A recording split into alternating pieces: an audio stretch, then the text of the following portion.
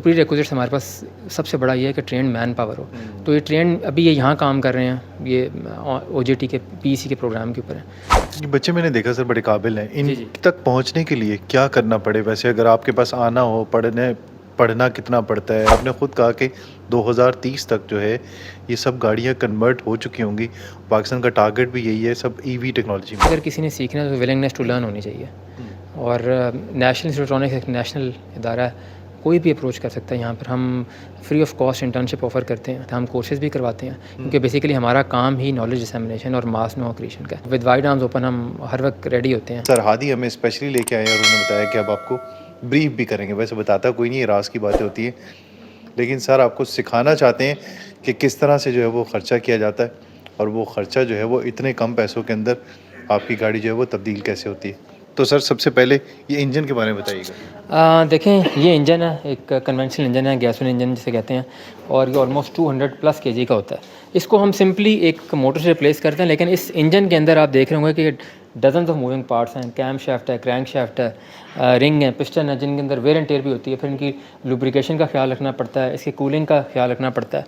इन तमाम maintenance issues से एक मोटर जो है वो रिप्लेस हो जाती है और वो बिल्कुल गाड़ी मेंटेनेंस फ्री हो जाती है। और आप 30, 35, 40 हज़ार किलोमीटर भी गाड़ी चला लें तो आपको बोनट उठाने की भी ज़रूरत नहीं है आपको, क्योंकि मेंटेनेंस फ्री है गाड़ी। नहीं उठाना जी, जी। अच्छा, अब आपको दिखाते हैं कि एक सर ने चीज़ दिखाई है, एक छोटी सी, लेकिन ये बड़ी इंपॉर्टेंट चीज़ है। ये क्या चीज़ है सर? ब्रेन है, ब्रेन है। इलेक्ट्रिक व्हीकल का।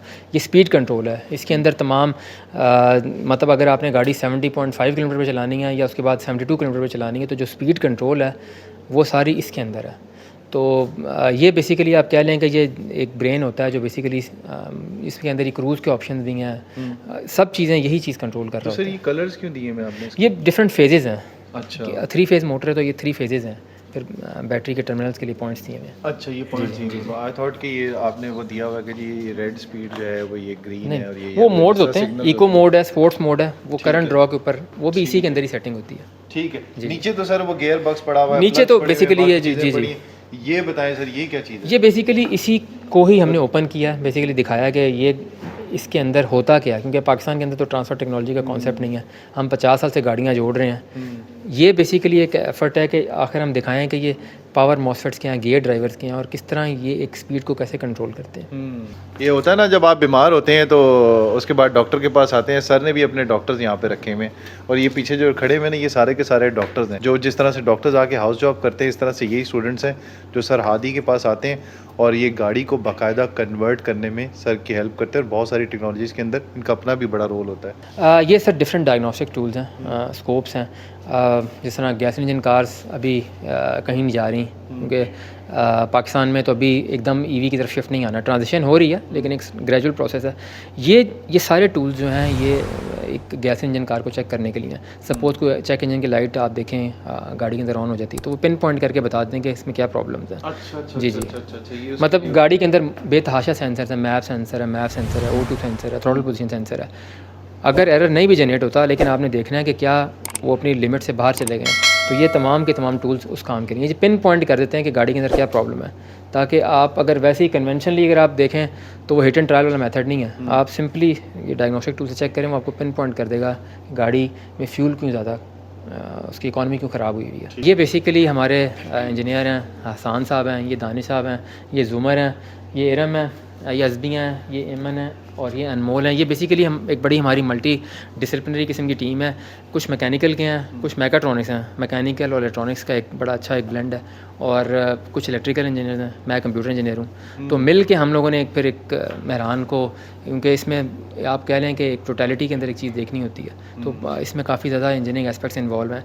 मतलब सपोज़ कि आपने मोटर भी एक टॉर्क प्रोड्यूस कर रही है, इंजन भी टॉर्क प्रोड्यूस कर रहा है, आपने मोटर को रिप्लेस तो कर दिया इंजन से, लेकिन आया कि क्या उसकी सेंटर ऑफ ग्रेविटी तो नहीं डिस्टर्ब हो गई, क्या वो टर्न्स के ऊपर टिल्ट तो नहीं कर जाएगी, क्या वो रोड के लिए क्या वो ऑथेंटिक है, फिटनेस उसकी वेरीफाइड है।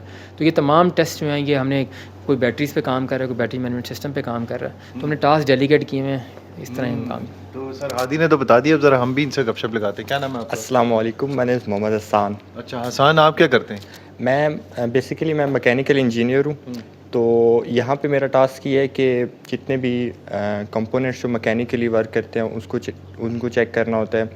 और जो कंपोनेंट्स हम मैकेनिकली लगाते हैं गाड़ी में, मसलन जो इसकी स्टीयरिंग असेंबली है वो चेंज नहीं होती, वो यही लगती है। अच्छा। और सीवी जॉइंट्स और गियर बॉक्स वगैरह। ठीक है। तो मोटर के माउंट्स भी चेक करने होते हैं और वो लेथ मशीन पे बनाने होते हैं। अच्छा। तो वो टास्क। तो लेथ मशीन आप चला लेते हैं? जी जी बिल्कुल। अच्छा जी, आपका नाम क्या है? Sir my name is Danish Habib, I am an electrical engineer. कहाँ से आए आप?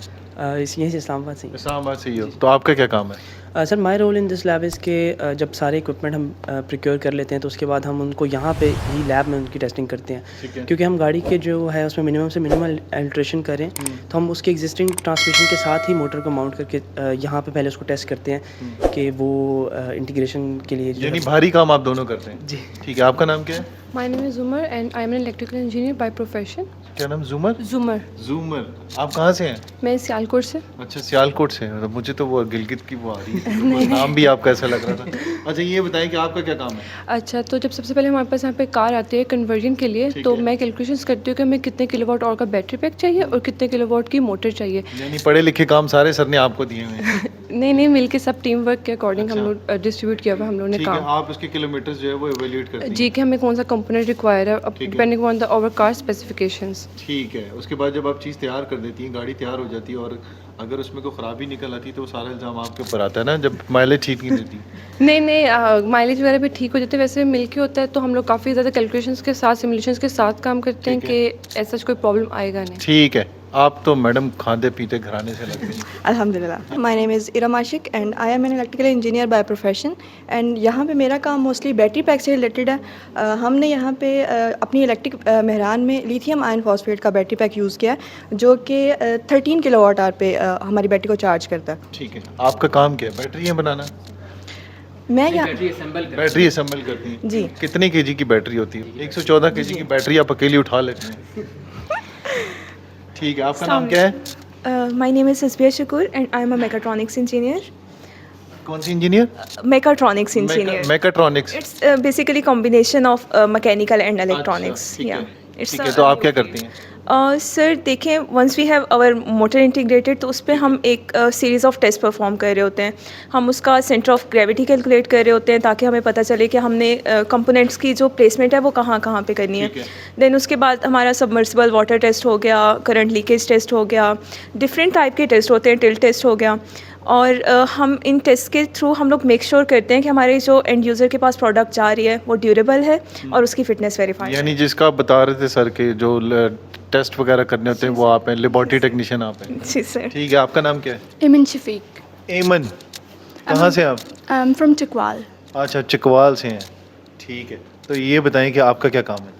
सर जब हम लोग मोटर्स वगैरह मंगवा लेते हैं बैटरीज तो हम पहले उन्हें लैब में असेंबल करते हैं। लैब में हम उनकी वायरिंग करते हैं, लैब में टेस्टिंग करते हैं पावर सप्लाई पे, ताकि जब हम लोग कंट्रोलर और मोटर को गाड़ी में माउंट करें तो कोई प्रॉब्लम ना हो। तो मैंने पहले उस लैब में उनकी वायरिंग की, कंपोनेंट्स की, देन हमने उसे इंटीग्रेट किया। तो आफ्टर इंटीग्रेटिंग फिर हम उसकी कैलकुलेशंस और वेट एनालिसिस टेस्टिंग करते हैं। तो उन सब ठीक में है। आप आ जाए बेटा इधर। आपका नाम क्या है? अस्सलाम वालेकुम, मेरा नाम अनमोल ज़ारा है और मैं मेकाट्रॉनिक इंजीनियर हूँ। और मेरा काम है लेबॉर्ट्री में सिलेक्शन ऑफ कंपोनेंट्स है कि हमें कौन सी व्हीकल के लिए कौन सा कंपोनेंट, कौन सी बैटरी, कौन सी मोटर जो है वो रिक्वायर्ड होती है। जैसे कि अभी हमारे पास जो है लैब में BLDC AC इंडक्शन मोटर और जैसा कि ये है हब मोटर जो है हमारे पास मौजूद है। हाँ जी। इसी तरह यूज़र जो है वो हमें देता है कि उसकी स्पेसिफिकेशंस क्या हैं। हाँ, हम उसके मुताबिक रिसर्च करके उनको जो है वो उनकी रिक्वायरमेंट्स के मुताबिक जो है वो कंपोनेंट सेलेक्ट करके बताते हैं। ठीक है। अच्छा सर, ये सब के बारे में आपने बता दिया, बच्चे भी बड़े काबिल नज़र आ रहे हैं, कोई इलेक्ट्रिकल इंजीनियर है, मेकाट्रॉनिक्स इंजीनियर हैं और वो सारे। तो इनका सर फ़ायदा आपको क्या हो रहा है, और इनकी टीम में अब एडिशन हो तो फिर वो किस तरह से आप करते हैं, क्योंकि ये सब तो अपना काम समझ चुके हैं सारे? देखें, इंजीनियरिंग इट्सेल्फ एक बहुत कह लें बड़ा डिसिप्लिन है। इंजीनियर तो एक बहुत बड़ा रिसोर्स होता है, लेकिन ज़्यादा फ़ायदा बेसिकली इन लोगों को होता है कि एक नॉलेज डिसेमिनेशन, मास में क्रिएशन हो रही है। अब आना है पाकिस्तान से, टेक्नोलॉजी नहीं आना है। अगर हम उसकी बेसिक रिक्वायरमेंट्स ही पूरी प्री रिक्विजिट्स हैं कि हमारे पास अगर किसी इंडस्ट्री ने ग्रो करना है तो प्री रिक्विजिट्स हमारे पास सबसे बड़ा ये है कि ट्रेंड मैन पावर हो। तो ये ट्रेंड अभी ये यहाँ काम कर रहे हैं, ये OJT के PEC के प्रोग्राम के ऊपर है। फिर ये जब दूसरी जगह जाएंगे फिर वहाँ जाके ये एक कहते हैं ना कि ट्रेनिंग ऑफ द ट्रेनर्स वाली, ये वाली फिर एक ट्रिकल डाउन इफेक्ट होगा। ये बच्चे मैंने देखा सर बड़े काबिल हैं। इन तक पहुँचने के लिए क्या करना पड़े वैसे, अगर आपके पास आना हो, पढ़ने पढ़ना कितना पड़ता है और उसके बाद एजुकेशन कितनी होनी चाहिए और डिफरेंट इंजीनियर्स हैं आपके पास, तो आप तक पहुंचने के लिए क्या करना है? क्योंकि आपने ख़ुद कहा कि 2030 तक जो है ये सब गाड़ियां कन्वर्ट हो चुकी होंगी, पाकिस्तान का टारगेट भी यही है सब ईवी टेक्नोलॉजी में। देखें, सबसे पहले अगर किसी ने सीखना है तो विलिंगनेस टू लर्न होनी चाहिए। और नेशनल इंस्टीट्यूट एक नेशनल इदारा है, कोई भी अप्रोच कर सकता है। यहाँ पर हम free of cost internship offer करते हैं और कोई भी आके ये लर्न कर सकता है। हम कोर्सेज़ भी करवाते हैं क्योंकि बेसिकली हमारा काम ही नॉलेज डिसेमिनेशन और मास नो क्रिएशन का है। तो ये तो विद वाइड आर्म्स ओपन हम हर वक्त रेडी होते हैं। मेरिट से होता होगा ना सर कुछ ना कुछ? देखिए, मेरिट एक कुछ प्री रिक्विजिट्स हैं, जिस तरह एटलीस्ट डिप्लोमा या इंजीनियरिंग हो, प्रेफरेबली BSc आपने एटलीस्ट DAE हो, और प्रेफरेबली अगर इंजीनियरिंग की हुई है तो फिर तो बहुत अच्छी बात है। अच्छा, उसके बाद फिर ये आपके हाथ से निकल भी जाते हैं तो कोई मसला नहीं? नहीं, फिर तो खुशी की बात है। फिर ये जहाँ जाएंगे कहीं नाम ही रोशन करेंगे। ज़रा बताएं तो सही, आपके स्टूडेंट्स कहाँ कहाँ हैं, क्या क्या कर रहे हैं? देखें, माशाल्लाह हमारा एक बड़ा अच्छा एक सर्कल बना हुआ है। हमने एक कांटेक्ट में रहते हैं, तो ऑल ओवर द वर्ल्ड जाते हैं और हम कांटेक्ट में रहते हैं। जो काम हम यहाँ पर कर रहे हैं, शायद यहाँ पर उसकी इतनी आप कह लें कि उनको हम वर्दी उसको ट्रीट नहीं कर सकते, क्योंकि ऑब्वियसली यहाँ पाकिस्तान के अंदर इतनी इंडस्ट्री नहीं है अभी।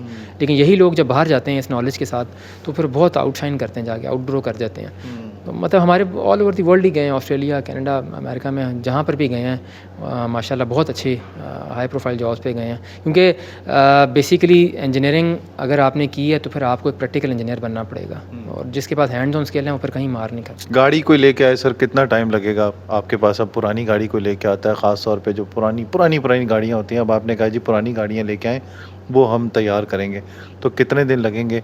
और ज़ाहिर है रेट तो बदलते रहते हैं, कभी कम हो जाते हैं, कभी बढ़ते रहते हैं डॉलर के साथ साथ और मुल्क की मईशत के साथ साथ। देखें, अली बाबा पैकेट्स अवेलेबल हैं, आप ख़ुद प्रोक्योर कर सकते हैं, और उसके अंदर कोई रॉकेट साइंस नहीं है। हमारे पास लेंगे तो 15 to 20 डेज़ में ये कन्वर्जन हो जाती है। ये बहुत एक, अगर आपने इंजीनियरिंग अप्रोच फॉलो किया तो बड़ी ड्यूरेबल और रोड वर्दी गाड़ी आपकी रेडी हो जाएगी 20 डेज़ में। ठीक है, जो हमारे नौजवान हैं उनके लिए क्या मैसेज देंगे, जैसे आपके पास ये बच्चे बच्चियाँ हैं? देखें, अगर मैं ये कहूँगा कि अगर इंजीनियरिंग चूज़ की है तो फिर उसको हार्ड कोर इंजीनियर बने, फिर मतलब अदर वे अराउंड नहीं है। फ्यूचर इसी का ही है। अगर इंडस्ट्री ने ग्रो करना है तो फिर आपके पास एक ट्रेंड मैन पावर होना चाहिए। इंजीनियर सिर्फ नाम के इंजीनियर ना हो, प्रैक्टिकल इंजीनियर हो। तो जब आपने किसी जगह एडमिशन लिया तो फिर उस एक फील्ड के अंदर फिर आप जो है ना उसको पकड़ें और फिर उसी के अंदर जो है ना ग्रो करें। लो जी सर, हादी ने आपको हल बता दिया, और ये देख रहे होंगे आपकी जिस तरह से गाड़ी आपने देखी, गाड़ी कैसी तैयार हुई थी, उसके बाद ये गाड़ी के अंदर क्या क्या चीज़ डलती है उसको चेक करते कैसे करना होता है, स्टूडेंट्स किस तरह से पार्टिसिपेट करें, सर ने टीम किस तरह से बनाई है जो हर अपने काम के अंदर माहिर है। तो इसी तरह की स्ट्रेटजी अपना के आप इस इनकलाब से फ़ायदा उठा सकते हैं, ना सिर्फ पाकिस्तान में बल्कि दुनिया के कई ममालिक के लिए। जिस तरह से सर ने कहा कि अपना काम करके अपना लोहा मनवा सकते हैं, तो क्यों नहीं आप इस वीडियो को देख के ही कुछ ना कुछ सीख सके होंगे और अब बहुत सारी आपको इन्फॉर्मेशन मिली होगी। तो अगली वीडियो तक दीजिए इजाज़त, अल्लाह हाफ़िज़।